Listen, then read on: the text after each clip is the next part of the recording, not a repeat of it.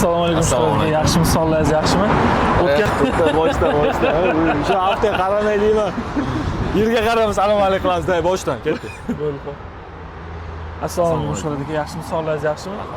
Aka, o'tgan safar S07 ni zo'r qilib obzor qilib berdingiz. Menimcha odamlarga gibrid ham qiziq bo'ladi. Bitta salonimiz adresini aytsangiz, kirib gibridni ham obzor qilib o'rardik.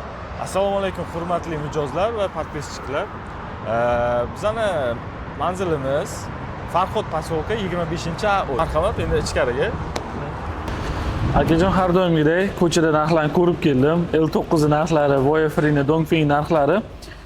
Narxlarni hozir aytasizmi yo video oxirida aytasizmi? Videoni oxirida ayta qolaylik, qiziqroq bo'ladi. Eng qizig'i video oxirida qoldiramiz.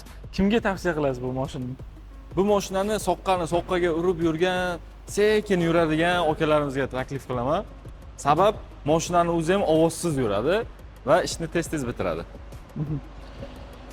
Buni qanaqa pozitsiyalari bo'ladi aka? Buni Pro hamda Max pozitsiyalari bor. S09 gibrid 1.5 turbo motor bilan jihozlangan hamda gibrid batareykasi ham bor. Bunga keladigan bo'lsak, buni eng katta afzalligi parallelniy gibrid, ya'ni o'zini o'zi zaryad qilish qobiliyatiga ega. Masalan, ko'rsatib berishim mumkin, xohlasangiz, hayotiy misol elektrda yurgan vaqtingizda kitobda yozilish bo'yicha 180-150 yozilgan, lekin realni Samarqand aldamaydi, bilasiz. Realni rasxod xodi 100-120 shaharda ichida bemalol yurib beradi. Faqat elektrda o'zida. Yurayotgan vaqtingizda masalan ketyapsiz, tezligingiz farq qilmaydi. Bir xillar o'ylaydi-da ko'pchilik. 60 dan oshgandan keyin zaryad olishni boshlaydi yoki tugaydi, nimadir, qandaydir savollari bor. Lekin u bu mashina uchun emas. Tezligingizni davom etaverasiz, avtomatik elektrik zaryadingiz tugagan vaqtda avtomatik dvigatel motor ishga tushadi va zaryad berishni boshlaydi. Bu hattoki siz sezmay ham qolasiz. Bu oblitsovkalar juda ham chiroyli ekan. Faralari qanaqa fara bo'ladi bunaki? Yaxshi yo'llarda 186 ta LED fara oldi qismida, ya'ni lisangnikday qilib terilgan. Bu kombinatsiya esa endi meni fikrim Cadillac Escalade AV. Yangi chiqqan modelda xuddi shunaqa oblitsovka bor. O'shanga o'xshatishga harakat qilishgan. Cadillacning Xitoy versiyasi. Faralari menimcha matrichniy bo'lsa kerak. Albatta. Matrichniy farani ko'plar tushunmaydi.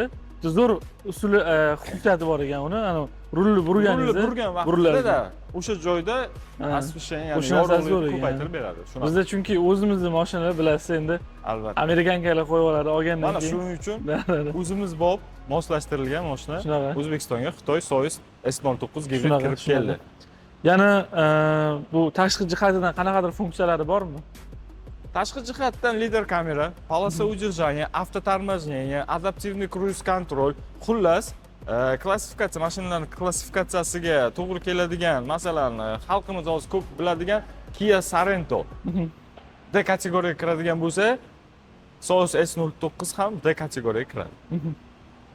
Ya'ni premium klassdagi avtomashina. Kia Sorento menimcha qimmatroq bo'lsa kerak bu. Albatta, qimmatroq. Rasxodi ham uni ko'proq bo'lsa kerak. Albatta, shuni. Chunki o'zim bilaman, tanishlarimda bor. 10-15 ta benzin yeydi-da. Kia Sorento. Rostdan. 10-15 deydi. O'lim degani. Bu qancha yeydi aka benzin? Buni 5 ta yozilgan, lekin 6 ta yeydi. Chunki o'zimizda test drive bor. Test drive'imiz 6 ta yeyapti. Hozir danim shahar ichida. Yaxshi. 6 ta bu Tico. Tico desak ham bo'ladi. Ticoning rasxodida benzin bor. Agarda polni bak benzin bilan yuradigan bo'lsangiz, 1200 kilometr bemalol bosib o'tasiz. Lekin buni gavdasiga menimcha zo'r rezultat beradi. Albatta, bu ham oilaviy, uyum-joyim deydigan insonlar uchun taklifim, hamda soqqani boya aytib o'tgandek, soqqaga urib, sekin ishini qiladigan insonlar uchun mana shu mashinani taklif qilaman. Orqa tarafini bir ko'rsatasizmi? Albatta.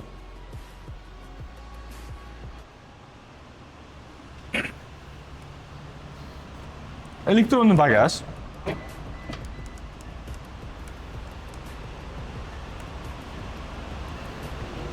Va bularda zapaska bo'lmaydi. Oldin aytaman. Ko'pchilik o'ylashadi, что gibridlarda bo'ladi deb o'ylashadi, lekin gibridlarda bo'lmaydi. Mana bunda kleylari bor, o'zini maxsus. Agar yo'lda xudo ko'rsatmasin, albatta bu yo'l. Biror qanaqa korxol bo'ladigan bo'lsa, balonlaringizga bemalol o'zingiz yamab o'ziga o'zi servis ko'rsatish imkoniyati bor.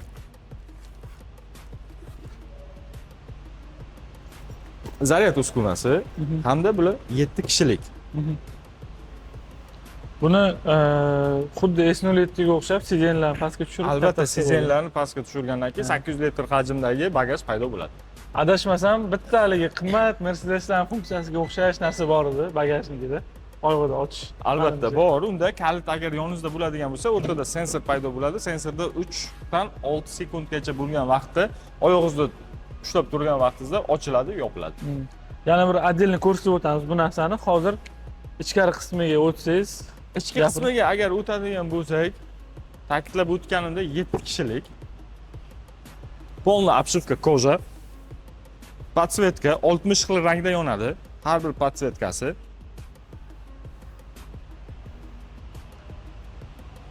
Balonlariga keladigan balonlarni aytib, quyma diska 20 lik diska qo'yilgan. GT balon bilan jihozlangan. Bu bizlarning yo'llarda yamalar ko'p, bilasiz, ko'chkalar ko'p. Qanaqa bo'ladi bunda? Bular ham Soyuz oilasining barchasi независим подвеска. Ya'ni balonlar отдельно harakatlanadi, yamalarda, chuqurlarda, balka yoki pol balka emas. Balkalar bo'ladigan bo'lsa, mashinaning orqasi otib bezor qilib yuboradi. Shuning uchun bu O'zbekiston uchun moslashtirilib chiqarilgan. Endi salonning ichki qismiga keladigan bo'lsak, o'sha yerdan olay. Kojasiga e'tibor bering. Napa koja. Ya'ni o'sha kojaning eng qimmat anasi, shakli desak ham eko koja emas, Napa koja, qimmat kojadan urilgan hamda Alcantara ishlatilgan.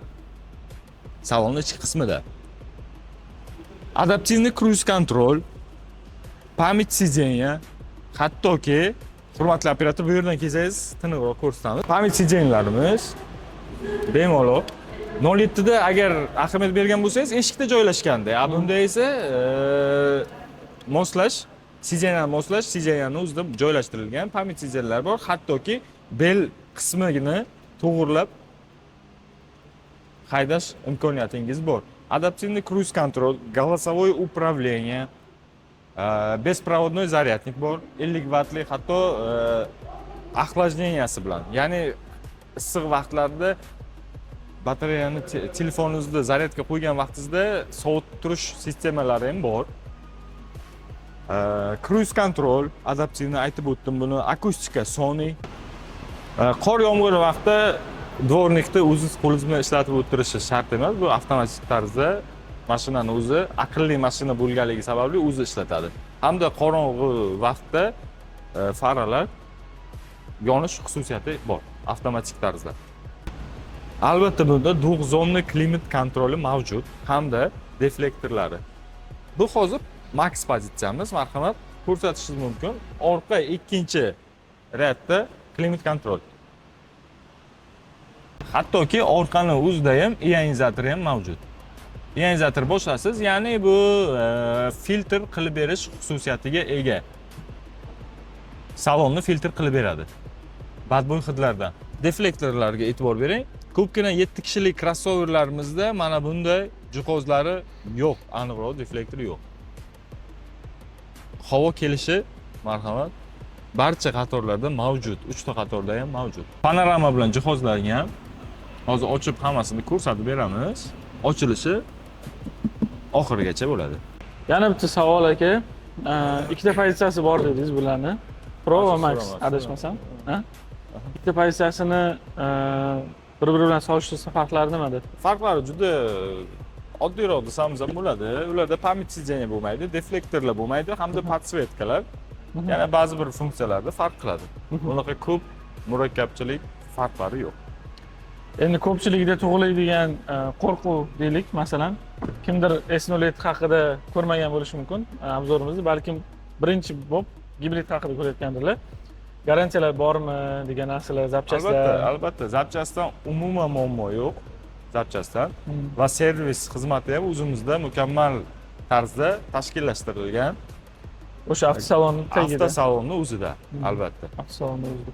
Demak, любой zapchast topsa bo'ladi.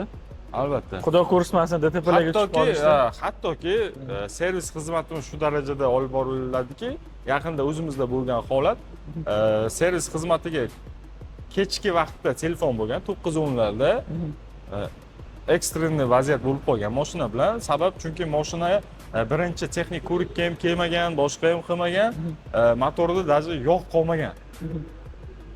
Moyni almashtirmagan, ayol kishi haydagan. Va borishgan vaqtda bizning texnik xodimlarga qo'ng'iroq bo'lgan, ular kech bo'lishiga qaramasdan joyiga yetib borishib, bartaraf qilishgan. O'zlari ortib kelib, keyin yog'ini almashtirib berib. Eng asosiysi bilasizmi, qaysi mashina xarid qilishdan qat'iy nazar texnik ko'rikdan albatta o'tib turish shart va majbur. Endi yana bitta narsa o'zidan qolar gap yo'q, xalqimiz juda ham sovg'alar yaxshi ko'radi. Albatta. Nimalar berasizlar bonuslar xalqimiz uchun? Nimalar bor hozirda?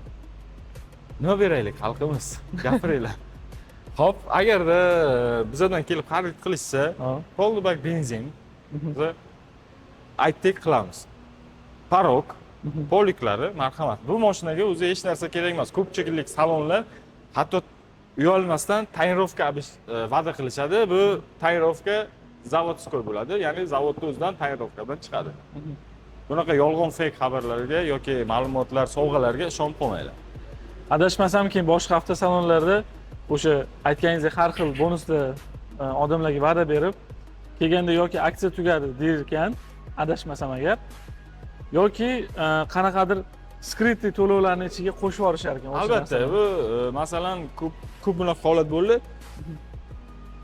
Bu marketing zaxvatka hisoblanadi, ya'ni o'sha klientni chaqirib olib, bu menejerda ishi bo'ladi, ishiga bog'liq asosan menejerlar va boshqa marketing ishi chaqirib berish. Bizda masalan unaqa yolg'on yo'q. Bo'ladiganini bizlarga aytib, to'g'risini aytamiz, chunki erta bir kun buni javobgarligi bor. Har bitta yolg'on xabar uchun biza rasmiy diler bo'lganimiz uchun har bitta yolg'on xabar yoki boshqa narsa bo'lganligi sababli bizning avtosalonimizda hamma narsa kakis, skritli to'lovlar yo'q, hech qanaqa, to'g'rimi? Yo'q. Ko'rsatib jadvallar ham. Albatta, jadval asosida to'g'ri menejerlar ozgina adashishi mumkin. 100 ming, 200 ming bank to'lovlarida qanaqadir oylik to'lov, chunki menejer bankir emas, bankir menejer emas. Shu sababdan ozroq bir qanaqadir. Endi ko'pchilikda birdaniga to'lov bo'lmaydi, ko'pchilikda. Endi hozirda o'zingiz bilasiz, ko'pchilik yo avtokreditda yo rassrochkada qanaqa условиялар bor So'y Samarqandga olib ketishlari uchun? Rassrochkamiz bor, mashinaning tan narxida bo'ladi. Tan narxi bo'yicha rassrochka chiqarib beriladi. U boshlang'ich to'lovga bog'liq. Barchasi boshlang'ich to'lovga bog'liq. Ko'pchilik o'ylashadi, telefon qilishadi, call centerga yo boshqasiga 20% ni to'layman, 25% ni to'layman, 5 yilgacha 0% dan bering, shunaqa takliflar bo'ladi. Bersak bizga yaxshiroq. Sabab savdomiz ham oshadi, boshqasi ham bo'ladi. Lekin ba'zi bir salonlar bor, shunday qilib boya aytib o'tganimdek, marketing zaxvatkasini ishga solishadi, ya'ni keling qilib beramiz deyishadi, borgandan keyin avtokredit qilib berishadi. Bu avtokredit bilan rassrochkani adashtirmanglar. Agar qarshi bo'lmasangiz, shaharda bitta chiroyli ko'rinishida tezroq qilib bersak, ko'rsatib bersak, nima deysiz? Bo'ldi.